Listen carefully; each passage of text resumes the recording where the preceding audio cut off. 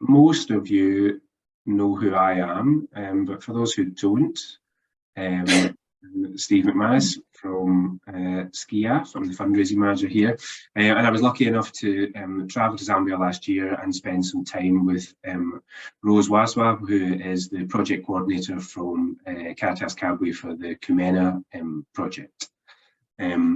We are recording today's session, so if you would rather not be recorded, please turn your camera off or feel free to depart. We'll give it another wee minute because I think there's a few more people who are looking to join, and then we'll get started. We'll do about 30 minutes worth of Q&A with Rose, followed by an opportunity for those of you viewing either at home or here in the SCIAF office to ask some questions of Rose, or for those of you who don't work for SCIAF, of any SCIAF members of staff or anything about our projects in Zambia. We also have Ash Gallagher on the call as well, who is the programme officer who works most closely with Rose, so I'm sure she can do any of the more difficult questions that I'm unable to. I think, is there any, we're waiting on anybody else in the room, waiting room, Eleanor? No, I think that's us. Okay, then I think we'll just start.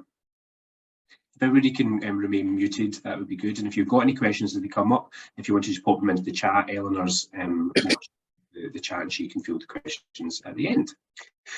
So first of all, Rose, thank you so much for joining us all the way from Zambia. It's really great for us at SCIAF and for our supporters to get the opportunity to hear from you directly, the most important people in our projects that are our partners and the people who take part. So it's a great opportunity. Just to give you all a wee bit of a background, Rose is, as I said, the project coordinator at Caritas Kabwe, managing the Kumena Project. The Kumena Project is a Scottish Government funded project, and we've been working with Caritas Kabwe since October 2017. The project works to support sustainable agriculture, livestock provision, gender equality, and business training, and a lot more than just those sort of tangible outcomes. Also supporting to build those communities and really provide just the little bit of support that the communities need to do the hard work themselves. So, Rose, I don't know if we maybe just start with you telling us a little bit about yourself. You're originally from Kenya. What first brought you to Zambia, and maybe tell us a wee bit about yourself and how you got involved with Caritas Kabwe.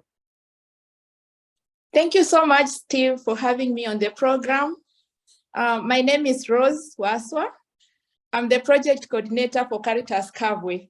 Caritas Kabwe is a social action agency and development arm of the Catholic Diocese of Kabwe in Central Province.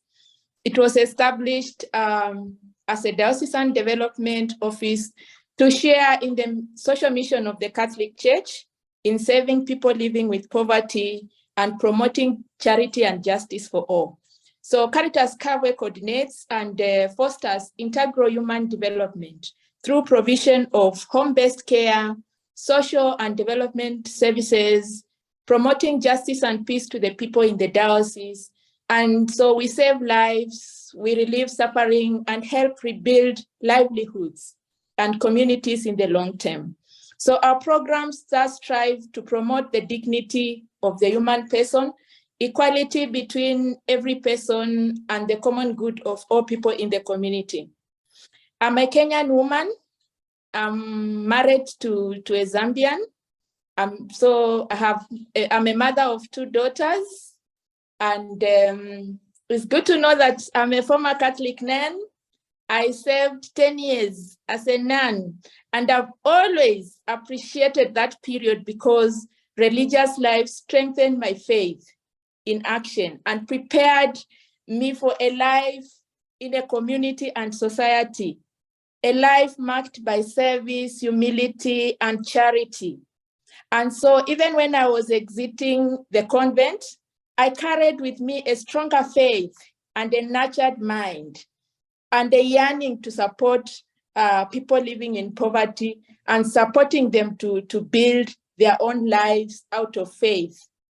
And so working with the vulnerable to me is living a life of charity, and they believe that there is always light at the end of a tunnel. And so I've made my mission to serve the most vulnerable and give them hope while helping them become self-sufficient. So Steve, you asked how I ended up in Zambia. As I mentioned earlier, I'm married to a Zambian. I met him back in Kenya. He was studying, so we were studying actually in the same university. Yeah, so we met when I was like 2 years out of convent. So I was not dating while I was in convent. Thank you, Steve. Yeah. Fantastic, Rose. But it's a great introduction to the project and to yourself. I wonder if you could tell us a wee bit more about Caritas Kabwe and Kumena and the sort of projects that you run with communities around Kabwe. Yes, Steve. So I'm going to talk about the transformational journey of a project that we started in 2017 by the help of SCIAF and all the well-wishers and the supporters for SCIAF. Before I go through this journey of faith, it's always my pleasure on behalf of Caritas Kabwe to acknowledge and appreciate every support that we have received from SCIAF. The financial support, the technical support, the moral support, the friendship that we share. We really, really appreciate that kindness from you. We wouldn't have walked this journey without this support, and maybe many lives would have been lost by now. So we really, really appreciate as Caritas Kabwe. It is sad to note that hunger and malnutrition constitute real and present risks in rural Zambia. Approximately 60% of people are living below the poverty line, and about 42% are considered to be extremely poor.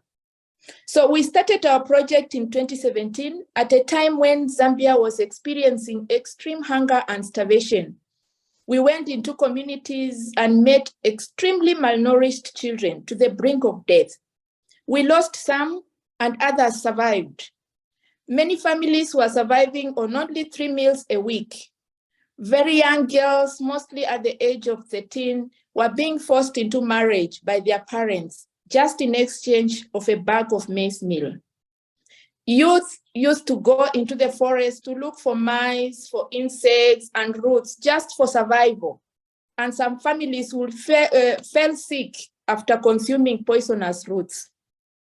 Farmers had given up on farming as the cost of farm inputs was too high that they could not afford. Gender-based violence at that time had just increased because people could not cope with the situation and so did not tolerate each other. It was extremely hard for people living in disability because those people were left uncared for. So with the help from SCIAF, we started a project that was set to improve the lives of the resource-poor households, to increase their income and relieve them from the chains of poverty. We did this through promotion of sustainable organic agriculture, as it is inexpensive and a healthy way of farming. So households that were living in abject poverty were organized in groups and offered trainings in sustainable organic agriculture and were supported to start their own organic fields. But meanwhile, SCIAF provided support through relief food as a short-term measure. So we went into the communities and provided relief food to those who were really on the brink of death. After we had done that, we hired field staff and sent them in communities to provide necessary mentorship to farmers and monitor their day-to-day activities in regard to organic farming. So every household was encouraged to establish a kitchen garden. Kitchen gardens are small gardens at the backyard, just to have vegetables, to provide nutritious content that was lacking, especially in children. So as you know, vegetables grow very fast. And so we started seeing a bit of change as families started having vegetables at home. And actually some of them could just survive on vegetables without any other food. But this for us was better than staying days without food. So as we organized farmers to to engage in sustainable organic agriculture, we similarly trained them in savings and lending strategy that has since worked to their advantage. So as they engaged in growing vegetables, they started selling and getting some income out of it. So we encouraged them to start saving as little as they could. Then funds accumulated through savings and then borrowed by members and paid back at very low interest rates for use in productive activities that allow farmers to acquire assets and send their children to school. So through savings groups, community members learn how to save the resources they already have and develop their small enterprises or small businesses or on the farm. So as they continue to grow economically, obviously it was taking a bit of time, but as they continued to grow, it was evident that those who were illiterate needed some form of support through adult literacy. So we therefore introduced adult literacy lessons through the help of volunteer community literacy instructors. About 70% that were illiterate joined the lessons, and it's good to note that they can now read and write and count. Some of them have even taken up community leadership roles as they can now read and write. The project has been mainstreaming gender issues in all project activities and meetings from inception. And looking at the gender issues we found in the communities, it was quite evident that implementation was not going to be successful without addressing gender inequalities in communities. We found women were suppressed by cultural as well as religious beliefs. They had no right to ownership or control of any family assets. They worked so hard but on the land, but had no control of produce. They walked long distances in search for water and for food for the family. They were all overburdened, yet they had no place in the decision-making table. So they were physically and sexually molested, yet they had no voice to define themselves. We therefore addressed gender issues with very special actions with the aim to integrate women and men equally in technical programs. So awareness building for women and girls on rights and social issues was planned and implemented. And throughout the project, gender awareness activities have been ongoing. We emphasized on teamwork, which resulted in gender collaboration and a sense of common purpose for both men and women. And so today we can say women are able to control their own income and plan together as a family. Issues of gender-based violence have greatly reduced as we trained community gender champions to help resolve gender violence in their communities. And then to contribute towards climate change mitigation, as we all know, climate change has been one of the big challenges negatively affecting rural Africa. The project invested in training community members on alternative energy that is environmentally friendly and reduces on cutting down of trees for charcoal. So we introduced the use of green charcoal, which is a source of energy with very minimal impact on the environment. It is produced locally through clean processes which are simple and easily available on the farm. So farmers have embraced green charcoal and they are using them at home and selling also as a means of income. And then apart from green charcoal, we also introduced energy-saving cook stoves that uses very minimal firewood. All project participants are expected to either use green charcoal in their homes or build an energy-saving cook stove. And because of that, cutting down of trees has greatly reduced as a result of alternatives that the project provided for the communities. On the same note, to address issues of water scarcity, participants were trained on rainwater harvesting techniques and the use of drip irrigation during dry season. And so they are now able to grow food all year round and enhance their food security and income because they are able to sell. So as farmers learn to enrich the soil, improve plant quality, ensure access of water, and manage their savings. They reduce loss, they increase harvests, they gain better access to markets and grow their income. And through savings group, they are now have a cushion against emergencies and means to meet household needs or grow their businesses.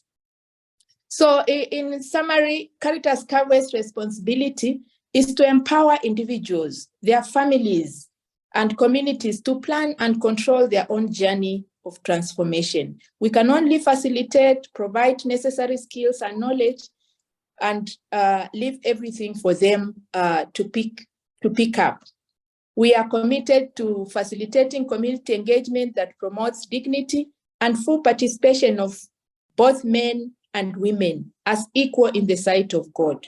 So your contribution, no matter how small, can go a long way in transforming lives, in transforming not only an individual, but a whole community.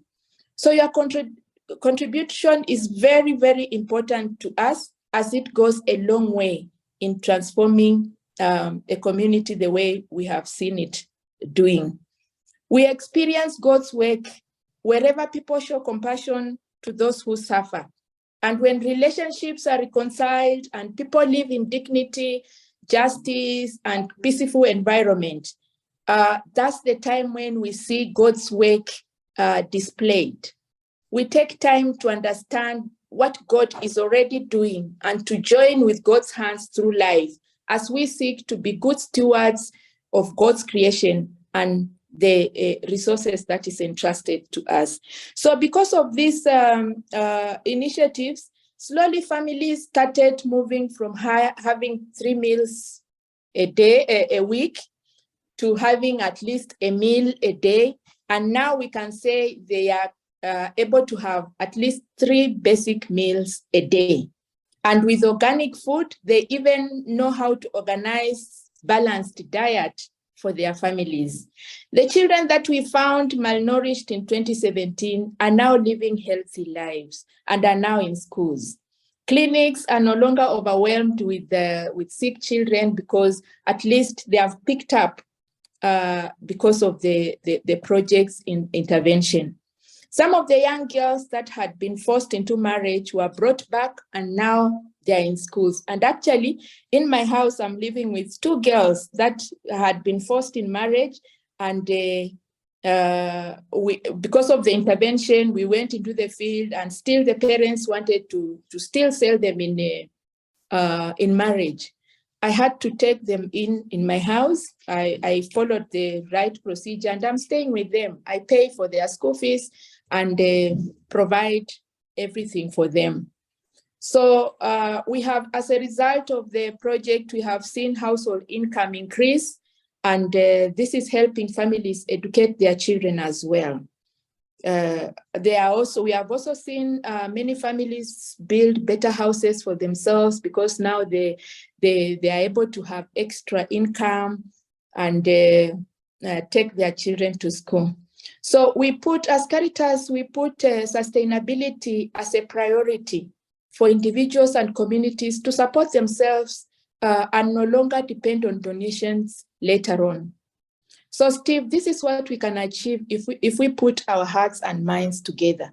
So we continue to appeal for more support for us to reach areas that we have not reached. We still hear the cries of children. We still hear of young girls being forced into marriage because of food, but we are stuck because financially we are not able to reach those communities. But with the support of all the well-wishers, when we come together, change is very, very possible to happen. So we will still appeal for more help so that we reach at least to those areas and build capacities of people in those communities. Working together, we will change the society. So no matter how small your contribution is, just know that it's going to save life and it's going to change someone's well-being. Yeah. Thank you, Rose. Thank you, Steve. That was fantastic. We talk a lot about the the quality of life that projects like Kumena bring to people.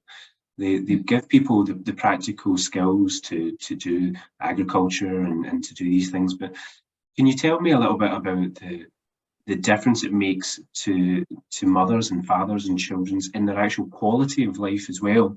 Because I've witnessed firsthand with you the difference it makes allowing children just time to play and not have to worry about where their next meal's coming from, the joy in their mother's face, knowing that those children are.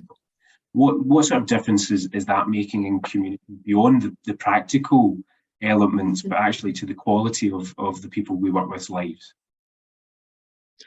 Okay, Steve, we would like to see families have the skills and ability to provide nutritious food, educational opportunities, and emotional support necessary to thrive. So for us, that contribution that we make to the lives of people, it makes a great change, because at the time when we got to the communities, there was totally no food, nothing, and we used to take food to the communities.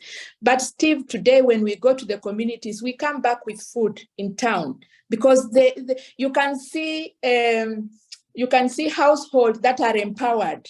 Like you go in a family and they're able to offer food to you. So you see children playing, children that we found really malnourished, and they are able to welcome us. You feel this is the work of God. And Steve, every life matters. Every life has equal dignity. Every life is the same before God.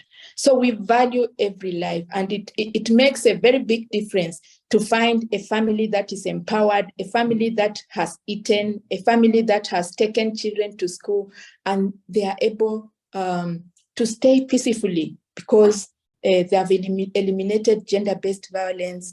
They are now having peace in their homes just because of the donation that someone in Scotland has given to us.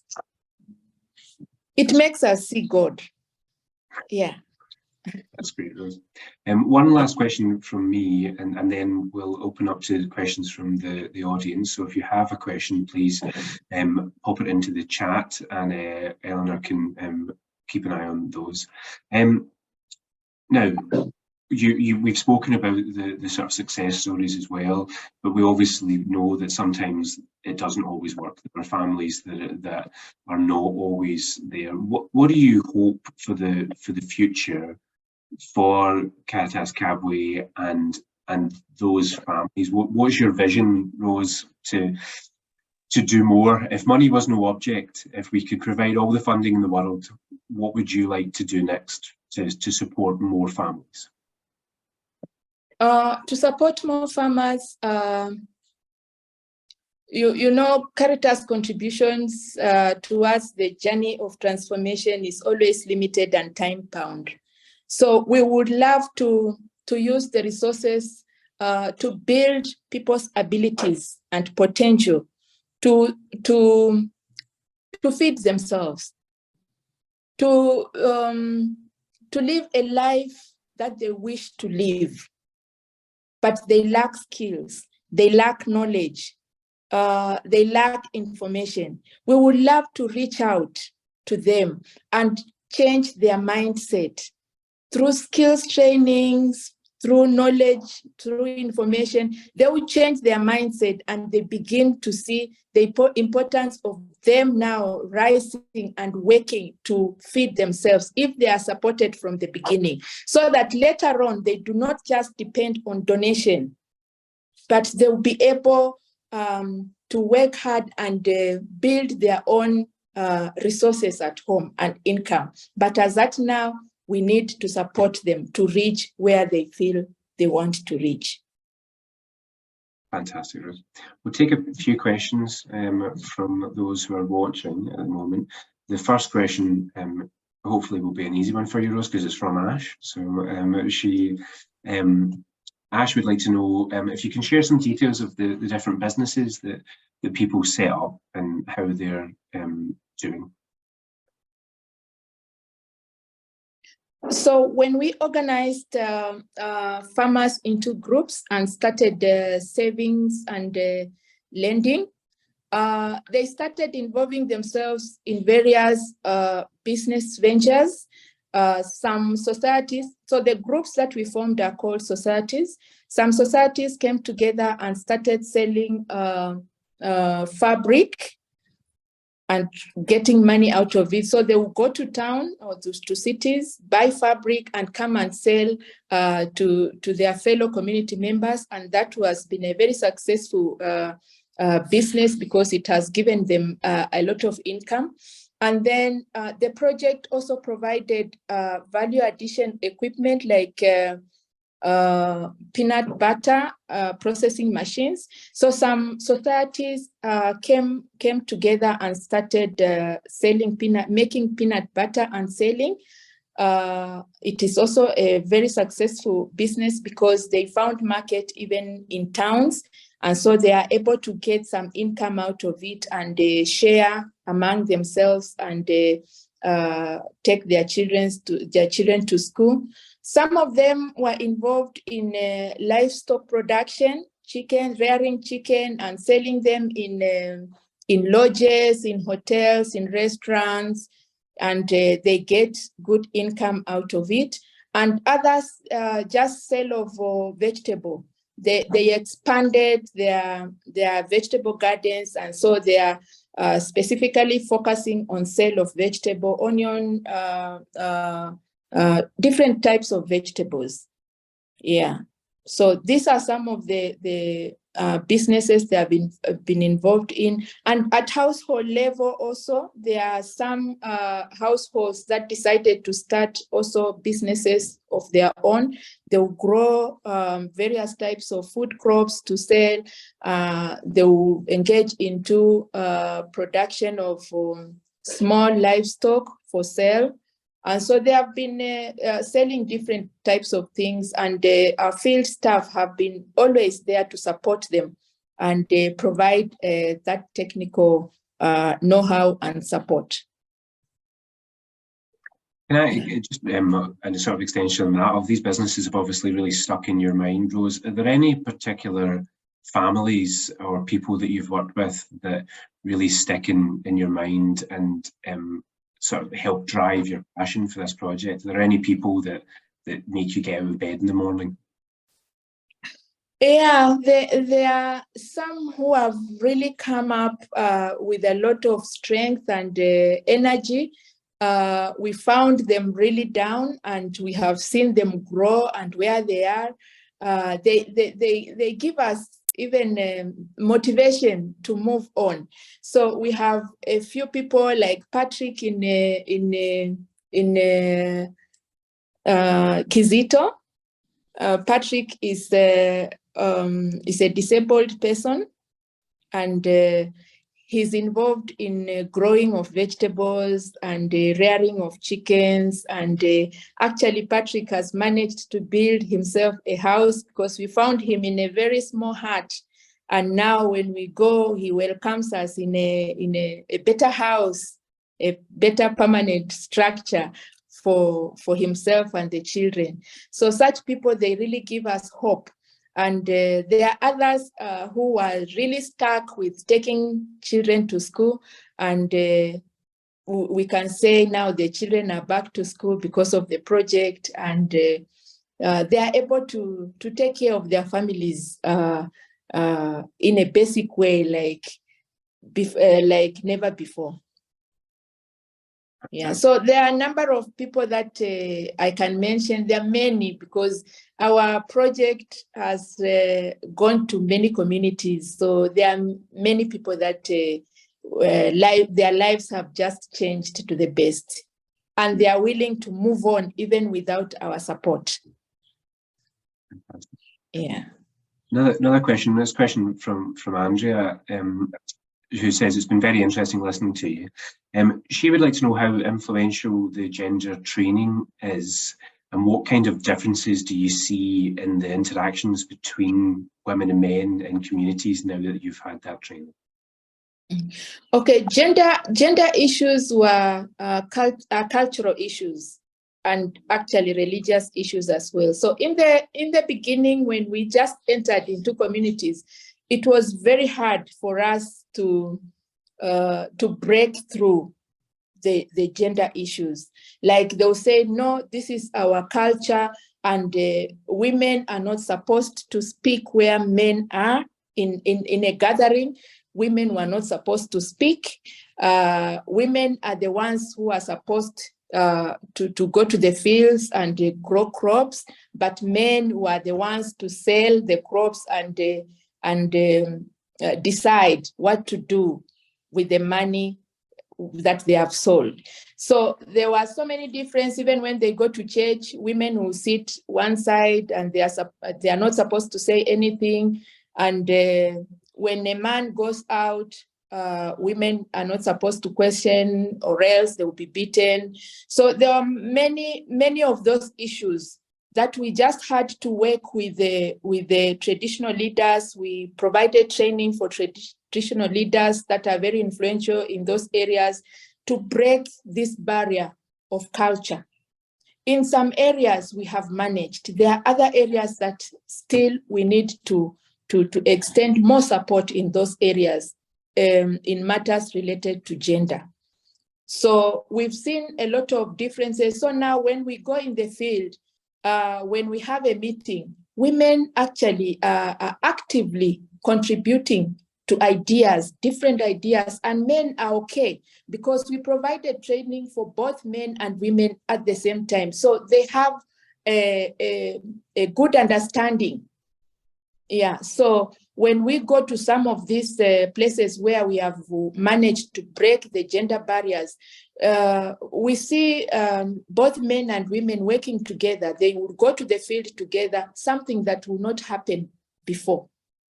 Yeah, so the trainings have really helped to break the gender barriers. And actually, we have realized that when they work together, we see a lot of positive change than places where we have not yet been able to break the barriers.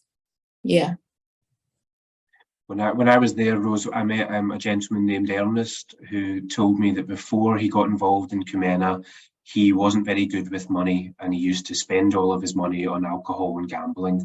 But now he just gives it to his wife and everything is much better now. And and it just showed the difference that in his life, because that family, obviously, as you know, are flourishing under the programme. Whereas Ernest was quick to admit that it's only under his wife's leadership now that they are doing so well. So it shows the difference that it makes. Yeah. Most of them just lack information and training. Yeah. Rose, in a similar sort of theme in terms of gender, Blessing from SCIAF is asking, in terms of for girls forced into marriages due to sort of hunger and poverty, as you've mentioned, in the programme that you run with these girls, can you highlight the sort of challenges that you face when it comes to that integrating these girls back into school, and how you overcome that? Because it must be quite a change for these girls who have previously been within those forced marriages to return back to schooling and I suppose try to reclaim that element of their childhood as well. Yeah, it's not easy for them to go back to school, and most of them they don't want to go to the same schools they went to before they were forced into marriage because of stigma, because they feel shy, they feel undervalued. So it's not easy, but we journey with them. Like those that have come back, most of them stayed like a whole year without going to school. And during this period, the gender champions will journey with them. Our field officers will journey with them. Ourselves, when we go to the field, we'll journey with them, we'll talk to them so that, because some of them live in fear, they think they would easily be forced back into marriage. So it's not easy, but we've been journeying with them and offering counseling services to them. And most of them agree to go back to school, but not in the same schools that they went to. They go to different schools. So with the parents, we also journey with them, talk to them about the advice, talk to them about how negatively this is going to impact to the children, and eventually they agree them back. But the ones that I'm staying with at school, actually the families just disintegrated, they divorced. We don't even know where the mother is. We know where the father is, but we don't know where the mother is. That's such a shame, Rose, but it's so good of you to extend your support that way as well. On a similar theme, since 2017, when you've been working on this project, you must have faced some challenges across that period of time. Can you share some of the challenges that you faced while setting up the program and getting it to the place that it is now? Yeah, we faced a number of challenges when we were getting in. We went in communities where no other organization had worked in. They had never thought that people would come and help us. There were religious challenges where people thought, these Catholics have come here.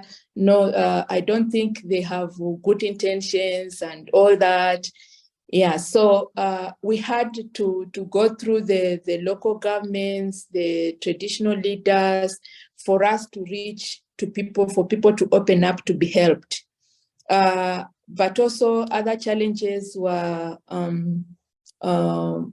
like road networks. In those communities, the road network was very poor. So we would leave our car very far and walk through. And also the motorbikes helped very much, because there are areas where there is no road at all.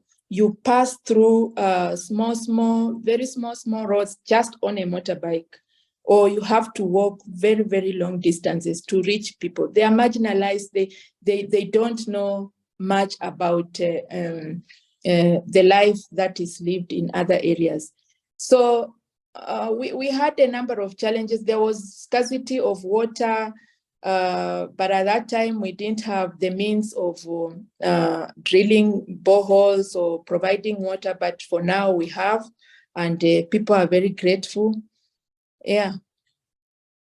I remember driving the car with you, Rose, and you turning to us and saying that these roads are only here because Caritas Kabwe have driven here. Yes. And which was an incredible thing for us all to hear, just knowing that distance that Caritas Kabwe will go, that maybe others don't go, in order to support these communities that are that bit further away. So it's a very powerful image for everybody on the call to sort of consider that you're not only helping people, but you're making roads in order to get there, which is incredible.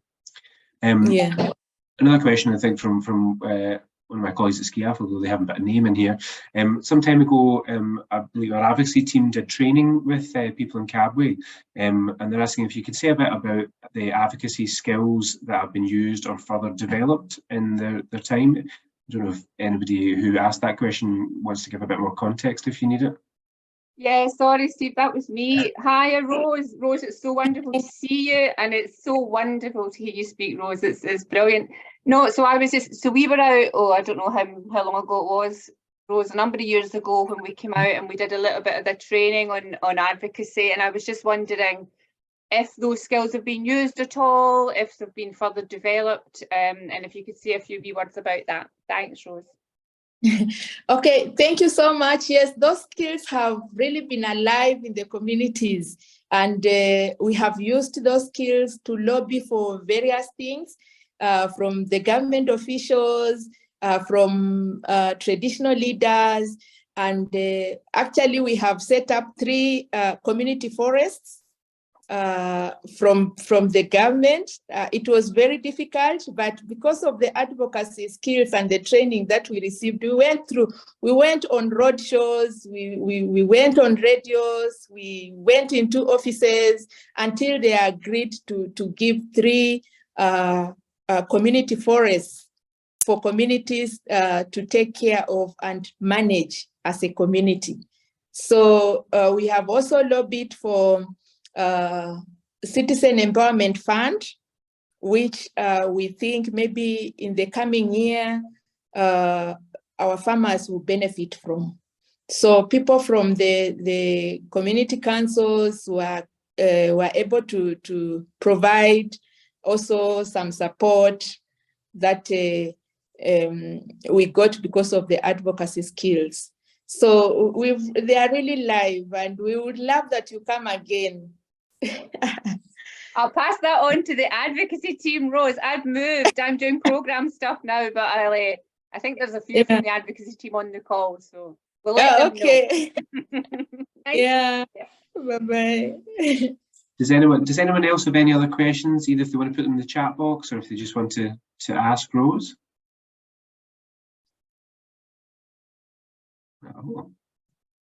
Everybody's gone very quiet, Rose. You must have answered all of their questions already. Sorry, can I ask a question? Rose, nice to kind of meet you virtually. I'm one of the people in the advocacy team. I was just wondering what the politics is like in kind of Kabwe. So how the local government responds, how the national government sort of interacts with you. Are they allies, or is it a lot of work to try and kind of lobby them in the right direction? Okay, so politics in Kabwe is a bit calm, and the members of parliament within Kabwe are very friendly. We visited them like 2 years ago. We visited them and we introduced ourselves. We introduced the project that we are doing. So they actually come to visit farmers not last year, but in February.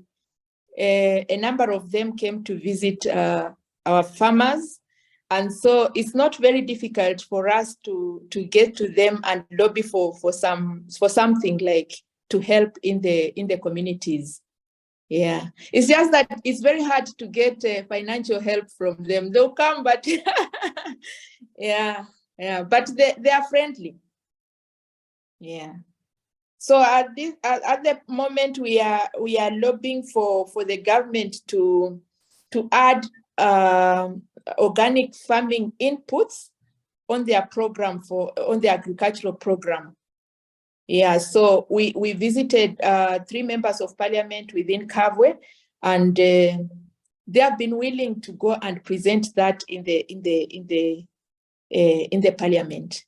So we are just crossing our fingers that it will be positive, because that will be really, really helpful.